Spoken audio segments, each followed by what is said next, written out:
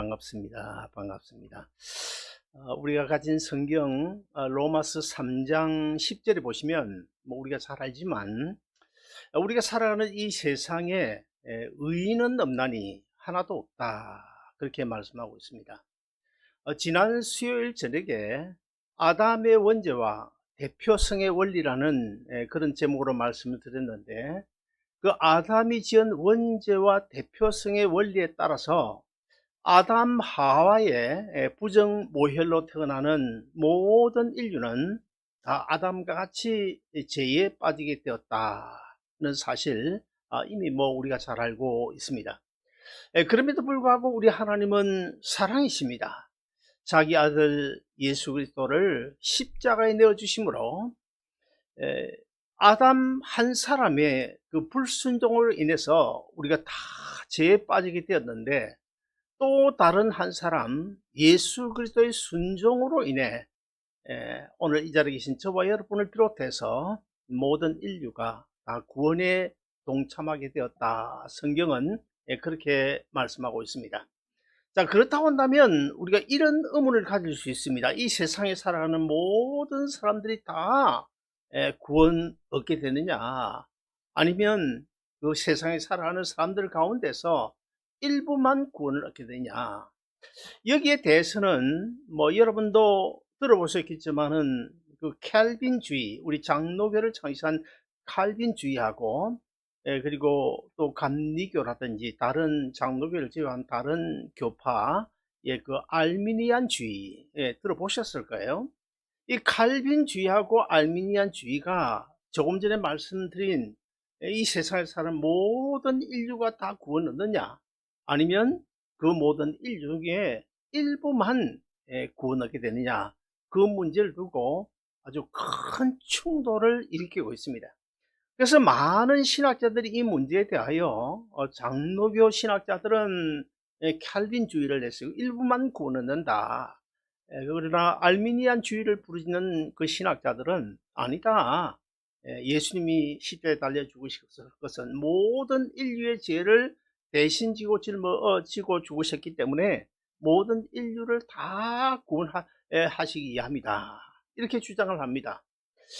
근데 여기 이 두 주의가 충돌하는 여기에서 우리는 상당히, 그럼 어떤 것이 맞냐, 저 자신도 옛날에 이 문제 때문에 굉장히 고민을 많이 한 적이 있고, 그리고 제가 MDB 논문이나 아니면 THM 논문, 그리고 DTS 논문까지도 모두 다 구원론을 주제로 제가 논문을 썼는데, 그러다 보니까 그 부분에 대해서 연구를 많이 했음에도 불구하고 솔직하게 이야기하면 우리 교회도 장로교이기 때문에 칼빈주의를 주장을 해야 되겠지만, 사실은 칼빈주의 하나만 가지고는 완벽한 해결책이 되지를 못합니다. 그럼에도 불구하고 저는 이 시간에 칼빈주의를 중심으로 지금 오늘 특별히 성경에 보면 칼빈주의를 주장하는 그런 성경 구절이 굉장히 많고, 또 어떤 데 보면은 이제 알미니안주의를 주장하는 그런 성경이 분명히 있어요. 분명히 있습니다. 그러나 칼빈주의의 입장에서 말씀을 나누기를 원합니다. 자, 그러면 오늘 본문, 오늘 본문이 아니고 본문 앞서 로마서 8장 30절을 우리 한번 같이 읽어보실까요? 로마서 8장 30절 같이 읽습니다. 시작. 또 미리 정하신 그들을 부르시고 부르신 그들을 또한 의롭다 하시고 의롭다 하신 그들을 또한 영화롭게 하셨느니라. 자, 우리가 가진 성경은 이 세상 모든 인류가 다 구원 얻는다고 그렇게 말씀하지 않습니다. 세상에 사는 모든 인류 가운데 일부만 하나님께서 구원하시기로 작정하셨다, 그렇게 말씀하고 있는데, 자, 오늘 본문 15절에 보시면 내가 긍휼히 여길 자를 긍휼히 여기시고, 그리고 16절에서는 오직 긍휼히 여기시는 하나님으로 말미암음이니라. 그리고 18절에 가서는 그런즉 하나님께서 하고자 하시는 자를 긍휼히 여기시고 하고자 하시는 자를 완악하게 하시느니라. 자, 그런데 지금 우리가 읽은 로마서 8장 30절을 보시면 또 미리 정하신 그들을 부르시고 아무나 부르신 것이 아니라 하나님께서 만세전에 구원하시기로 정해 놓은, 예정해 놓으신, 작정해 놓으신 그들을 하나님의 때가 되매 부르신다, 그런 이야기입니다. 그러므로 자, 이런 본문을 중심으로 저는 오늘 두 가지를 말씀드리고 싶은데, 첫째 하나는 우리의 구원은 하나님의 주권적인 선택의 결과라는 사실을 우리가 꼭 알아야 됩니다. 인간이 구원을 얻는 그 과정이 있어요. 구원을 얻는 데는 한 10가지 내지 뭐 구분하기 나름이지만 한 11단계의 그 과정들이 있습니다. 그런데 앞으로 이제 오늘부터 그 과정들을 제가 하나씩 지금 이 수요일 저녁에 말씀을 드리려고 합니다. 그런데 그 과정들은 사실 우리가 느낄 수도 있지만은 느끼지 못하는, 눈에 보이지 않는 그런 과정들이 많이 있습니다. 어떤 과정은 아주 순간적으로 일어나게 되고, 또 어떤 과정은 우리가 일평생, 성화 같은 경우는 일평생 죽을 때까지 점진적으로 일어나는 과정이기 때문에 사실 이런 10가지 11단계의 구원의 과정이 우리 눈에 다 들어오지는 않습니다. 그 중에서 제일 먼저 하나님께서 만세 전에 구원하시기로 예정해 놓으신 사람들 가운데 이제 선택, 누구는 선택하고, 누구는 구원하고 누구는 구원하지 않겠다, 선택해 놓는 그 선택이란 과정이 제일 먼저 나옵니다. 그 다음에 두 번째는 하나님께서 만세전에 선택해 놓으신 사람들 가운데, 예정해 놓으신 사람들 가운데서 하나님의 때가 되매 아이적이든지 청년 때든 아니면 죽을 임시든 아니면 또 부모 형제를 통해서든 아니면 친구를 통해서든 목사를 통해서든 주님 앞으로 하나님의 때가 되면 한 사람 한 사람 불러오는, 이걸 가리켜서 소명이라, 한문으로 소명이라 그러고 영어로는 콜링이라 그러죠. 그리고 또 우리 한국말을 하면 부르심이라, 그런 부르심의 과정이 있어요. 이렇게 이제 하나님께서 우리를 주님 십자가 밑으로 부르시고 나면 그 다음에 오는 단계가 뭐냐면 거듭나는 중생의 과정이 있습니다. 그래서 미국 그 사람들은요, 생일을 1년에 2번 지키는 사람들이 많습니다. 주로 이제 침대계 교통에서 생일 2번 지키는데, 육신이 태어난 생일 1번, 그리고 예수 믿고 거듭난 생일 그 1번, 생일을 2번 지키는 사람들이 있는데, 아무튼 간에 우리가 새로운 피조물로 거듭나는 그 중생이라는 과정이 있고요. 이렇게 거듭나고 나면 그 다음에 오는 단계가 믿음과 회개의 단계가 있습니다. 어느 날 갑자기 회개는, 우리가 뭐 교회 와서 기도할 때마다 하나님 이거 잘못했습니다, 저거 잘못 살았습니다, 이런 회개가 아니고 일생일대에 단 한 번 눈물 콧물 쏟으면서 하나님 내가 정말 잘못 살았습니다, 그런 그 구원의 과정 속에 꼭 필요한, 반드시 있어야 되는 그 회개라는 과정이 있고, 그 다음에 이제 그런 회개가 하나님 앞에 이루어지고 나면 그 다음에는 이제 그 다음에는 칭이라는 과정이 있어요. 회개를 다 하고 나면 그 회개를 하나님께서 받으시고, 그래 너는 이제부터 죄인이 아니다, 의롭다. 우리는 실제 죄를 짓고 살아가면서도 불구하고, 내가 나를 볼 때는 죄인임에도 불구하고 하나님이 나를 보실 때는 예수님께서 덮어 씌워진 예수님의 피만 보기 때문에 우리를 죄인으로 보지 않고 너 의롭다고 인정해 주시는 칭의의 과정이 있어요. 그렇게 이제 의롭다고 인정하고 나면 하나님 앞에서는 의로운 사람이 되는 거예요. 그럼 그때서 비로소 이제 하나님의 양자로 입적이 되는 그 양자의 과정이 있습니다. 그리고 그 하나님의 양자가 되고 나면 지금 우리가 때 묻은 모습, 죄인된 모습, 이런 이제 부족한 모습 가지고는 거룩한 천국에 들어갈 수가 없잖아요. 그래서 우리가 거룩한 천국 백성이 되기 위해서는 거룩한 사람으로 예수님처럼 이렇게 변화가 되어져 가야 되는데, 그것을 가리켜서 성하라. 그렇게 그 성화의 단계가 있는데, 이 성화의 단계는 순간적으로 이루어지는 것이 아니고 우리가 죽을 때까지 계속 점진적으로 조금씩 변화되어져 가는 성화의 과정이 있고, 이 성화의 과정과 동시에 어떤 과정이냐면 견인이라고 하는 과정이 있어요. 무슨 말이고요? 하나님의 자녀 되었으면 하나님께서 결코 버리지 아니하시고 끝까지 견인 차를 이게 토잉이 영어로 하면 토잉이란 말 쓰겠죠. 예, 차를 토잉해 가듯이 우리를 견인해 가지고 가는 그 과정이 있어요. 그 또 다른 말로 하면 보존이라고 그럽니다. 성도의 위치를 보존시켜 가지고 그대로 이끌어 천국까지 가는 그 과정을 견인 또는 보존이라고 그러는데, 자, 이렇게 이제 견인을 해 나가고 성화의 과정을 걸어가다가 나중에 하나님의 때에 하나님께서 부르시면 우리가 죽어서 우리 영혼은 하늘나라에 가서 안식을 하고, 그 다음에 우리 육체는 땅에서 이제 안식을 하게 되는데, 언제까지요? 우리 주님께서 심판주로 이 세상에 재림하실 그때까지 우리가 안식을 하는데 레스트를 하게 되죠. 그래서 안식이라고 하는 과정이 있고, 예, 그리고 이제 안식을 하고 있다가 나중에 우리 주님께서 심판주로 세상에 이제 재림하러 오시면, 그때 우리에게 김 아무개 박 아무개 누구 불러가지고 이제 부활을 시켜서 이제 영원한 영생으로 천국에 들어가서 영원히 살게 되는 이런 마지막의 과정이 있습니다. 이런 과정들을 이제 오늘부터 하나하나 좀 살펴보기를 원하는데, 제일 첫 번째 단계가 뭐냐면 바로 우리를 하나님의 자녀로 구원하시기로 선택해 준 이 선택을 뭐 꼭 영어로 한다면 뭐 unconditional election이라고 그래요.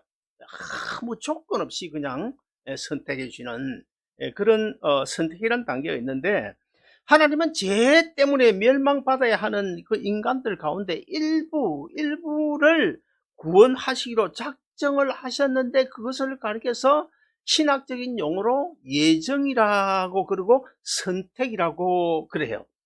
반면에 또 다른 일부는 구원하지 않고 죄 가운데 내버려 두는, 그래서 심판과 멸망의 자리에 그대로 내버려 두시는데, 그것을 가리켜서 신학 용어로 뭐라 하면 유기라고 그래요. 유기. 유기란 말은 한문으로 남길 유자 버릴 기자를 써서 유기라. 그러니까 이제 구원 얻도록 누구 친구를 통해서 누구 전도자를 통해서 불러서 주님 십자가 밑으로 불러야 되는데, 안 부르고 그냥 제 가운데 내버려 두는 거예요. 그리고 또 누가 전도를 하더라도 그 전도를 받아들이지 않고 우리가 마음문이 닫혀 있기 때문에 그 마음문을 성령님이 열어줘야 우리가 전도를 받고 교회 주님 앞으로 나올 텐데, 그냥 그 마음문을 열어주지 않냐고, 회개의 영을 주지 않냐고, 그냥 제 가운데 잘 먹고 잘 살도록 내버리는, 그 잘 먹고 잘 살도록 내버려 두시는 그것이 뭐냐면 바로 1차 심판입니다. 왜 그렇습니까? 그대로 부르시지 않고 내버려 두면 자연히 살다가 결국에 나중에는 이제 심판받고 지옥 가게 되어 있기 때문에 이런 유기라는 과정이 있습니다. 요즘에는 뭐 그런 경우가 없겠지만 우리가 어릴 때마다 얼마나 못 살았습니까? 그러다 보니까 사춘기 아이들 가운데 흔히 왜 날 요 모양 요 꼴로 낳았느냐고 부모를 원망하는 경우가 많이 있었거든요. 그리고 또 그렇잖아요. 찌질이 더 가난한 집에 내가 나를 태어나게 하셨다. 그래 하나님을 원망하는 사람도 있고. 그런데 또 여러분 지금은 이제 죽었습니다만 이주일씨 알죠? 이주일씨 그 코미디언 같은 사람은 그 사람이 뭘 가지고 떴습니까? 뭘 가지고 유명한 사람이 됐습니까? 못생겨서 죄송합니다. 그 한마디 가지고 뜬 거거든요, 처음에. 그래서 그런 사람은 인물은 못났지만 못생겨서 죄송합니다. 그 한마디 때문에, 그 멘트 때문에 사실은 그가 유명한 인사가, 물론 뭐 연기도 잘했지만 그래서 대단한 인기를 누리기도 했습니다. 자녀를 낳을 때 성형수술할 필요 없이 아주 이쁘게 뭐 다 낳을 수 있으면 얼마나 좋겠어요. 그리고 빌 게이츠 같은 그런 부잣집에 태어날 수만 있으면 얼마나 좋겠습니까? 그러나 그게 내 마음대로 안 된단 말이죠. 왜 내 마음대로 안 되는 것입니까? 그것은 바로 하나님의 절대적인 주권적인 섭리 때문에 우리가 내 마음대로 안 되는 거예요. 아무리 이쁜 아이를 낳으려도 부모 마음대로 안 되는 거예요. 자, 그러면 우리 로마서 9장 오늘 본문 16절 한번 같이 읽어보시겠습니다. 로마서 9장 16절 같이 읽습니다. 시작. 그런즉 원하는 자로 말미암음도 아니요 다른 박질하는 자로 말미암음도 아니요 오직 긍휼히 여기시는 하나님으로 말미암느니라. 여러분 가운데 혹시라도 이런 생각을 하실 분이 계실지 모르겠습니다. 하나님은 사랑이신데, 그러면 사랑이신 하나님이 그러면 어떻게 어떤 사람은 죄에서 구원하고 어떤 사람은 죄 가운데 내버려 두냐. 이 불공평하지 않느냐. 하나님이 참 그렇게 매정한 분이시던가? 이런 이제 오해를 하는 경우가 더러 있습니다. 예, 그러면 이런 예를 들어볼까요? 어떤 부잣집에 아이가 없어요. 그러니까 기다리다 아무래도 입양을 해야 되겠다.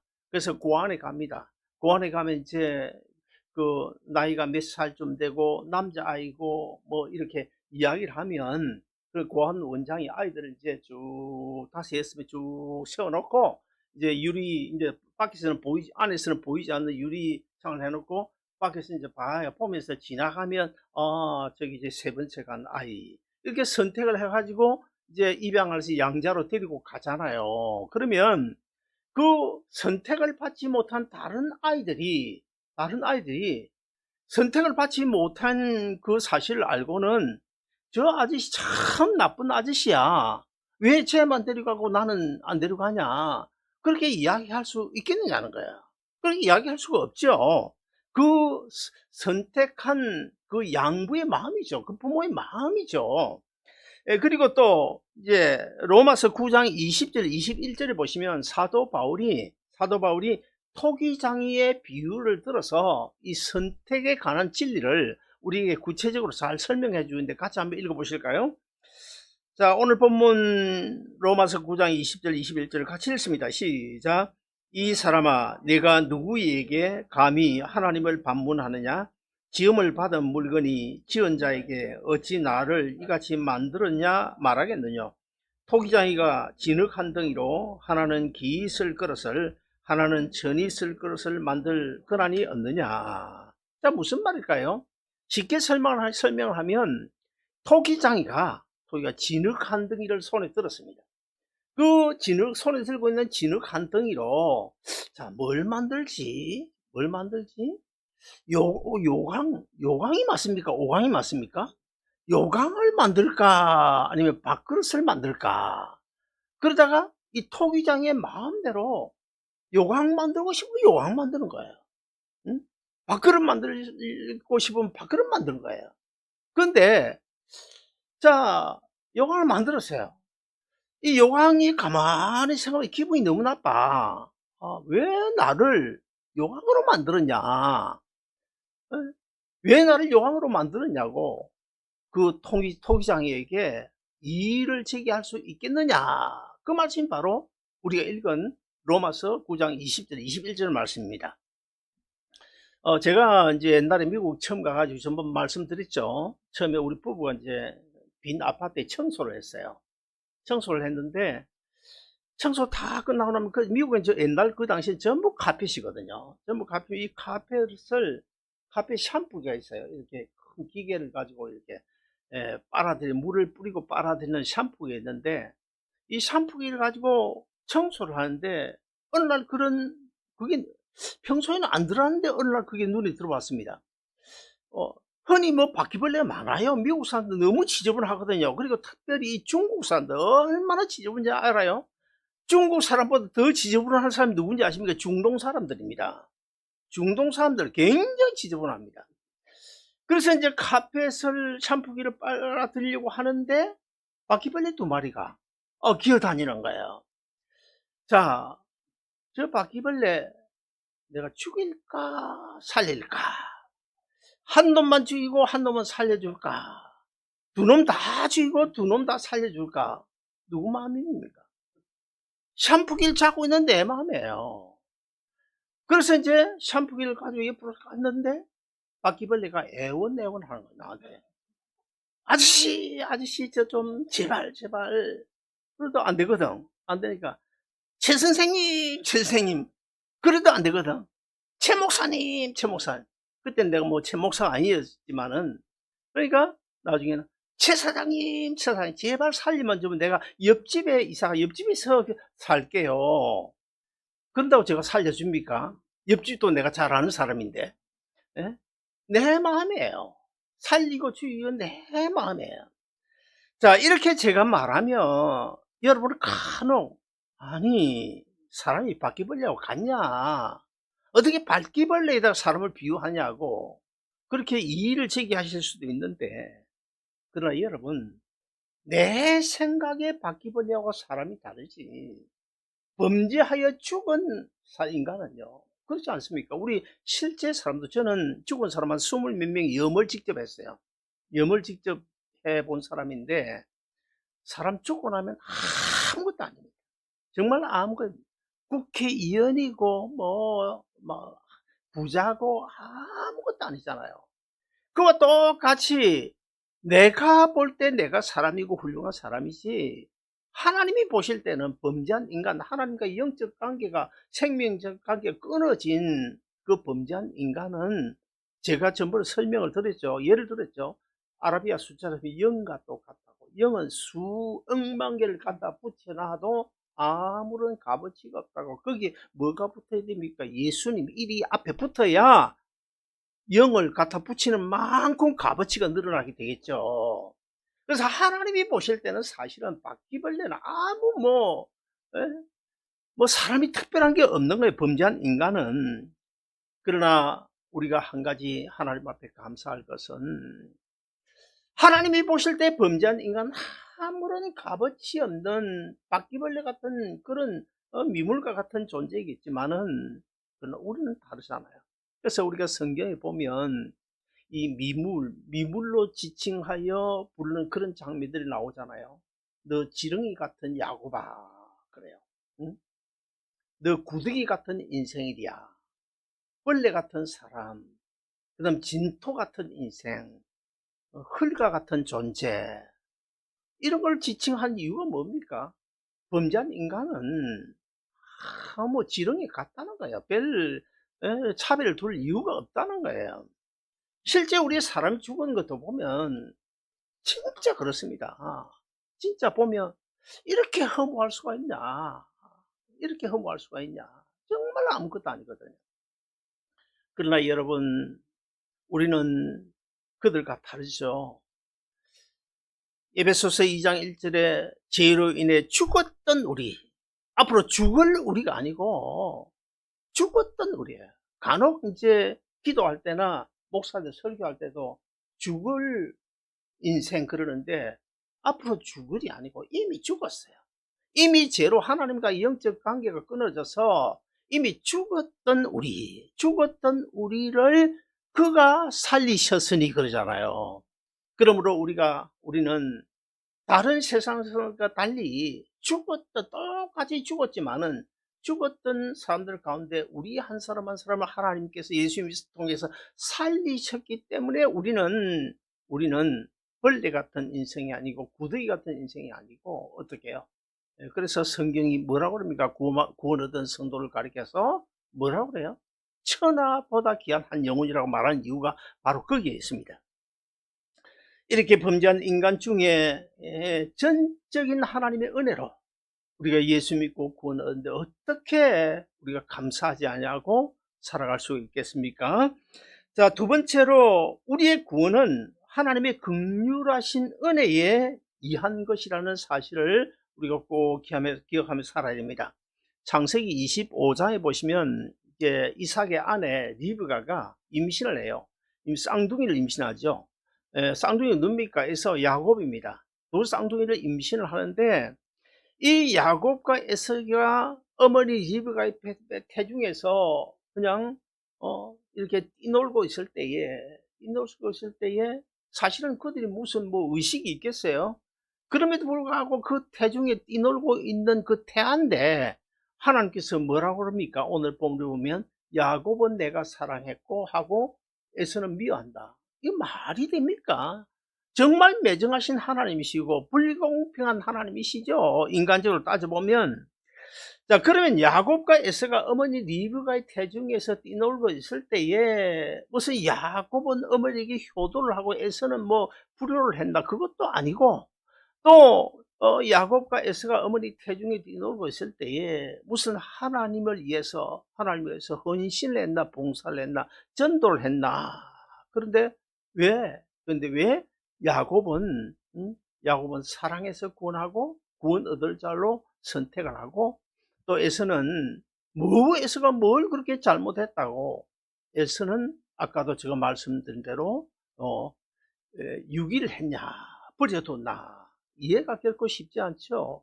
정말 이해가 쉽지 않습니다.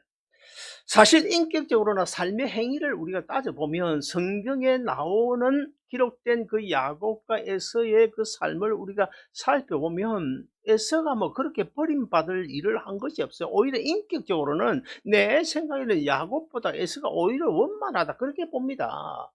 예를 들어서 이제 그 형 에서가 사냥을 갔다가 돌아오잖아요. 그러니까 이 야곱이 팥죽을 끓이고 있다가 형 에서 오면 어떻게 해야 됩니까?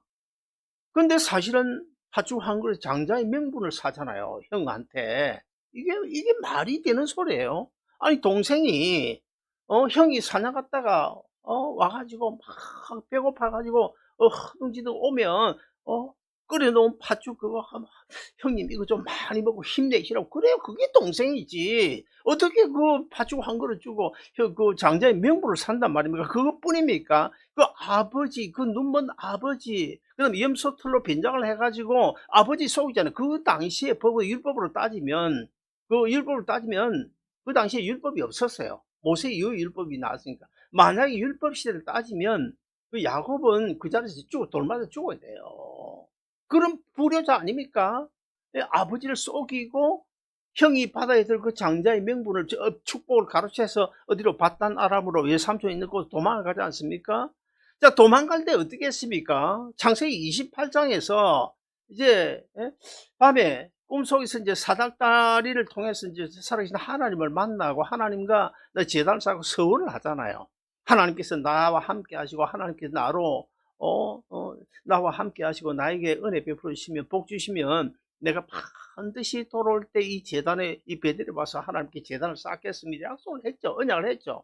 그럼에도 불구하고 나중에 외삼촌 집에 가가지고 어떻게 돼요? 사실은 그 야곱이 마지막에 부자가 됐는데 그 부자가 된 건 물론 하나님이 배후에 간섭이 있지만 우리가 인간적인 눈으로 보면 야곱은 아주 얄팍한 술수로 가지고 외삼촌의 그 양떼 다 빼앗은 거 아니에요? 자기 양떼 다 만든 거 아닙니까? 그러니까 거부가 돼가 돌아오는데 그러면 하나님께서 복 주셨어요? 그리고 또 하나님 계속 함께 하셨습니다. 그동안? 그럼 어디로 가야 됩니까? 베델에 와서 언약을 짓게 하나님 앞에 제단을 쌓아야 되잖아요. 그런데 베델로 올라가 생각을 하지 않아요. 숫곳이라는 곳에 가가지고 그 멈추려고 그 주저앉으려고 했어요. 그게 또 안 되니까 그 다음에 어디에 세겜에 가가지고 아예 거기 주저앉으려고 하니까 어떤 문제가 생겼습니까? 딸 디나가 강간을 당하는 그런 사고를 당하잖아요. 그래가지고 참 만신창이가 돼가지고 이제 결국 나중에 회개하고 베델로 올라가서 하나님께 제단을 쌓는데, 자, 그런 모습들을 보면 에서가 뭐 그렇게 잘못했다고 에서는 버리고 야곱은 사실 따져보면 야곱을 버리는 것이 마땅함에도 불구하고 야곱은 내가 사랑해서 구원하겠다. 이해가 참 쉽지 않죠. 하나님의 처사가. 그럼에도 불구하고 하나님께서 이 야곱을 사랑하시고 우리 한 사람 한 사람 너는 내 것이로 지명하여 구원해서 오늘 이 자리에 앉게 해주신 이 놀라운 은혜, 이 은혜가 바로 긍휼의 은혜입니다.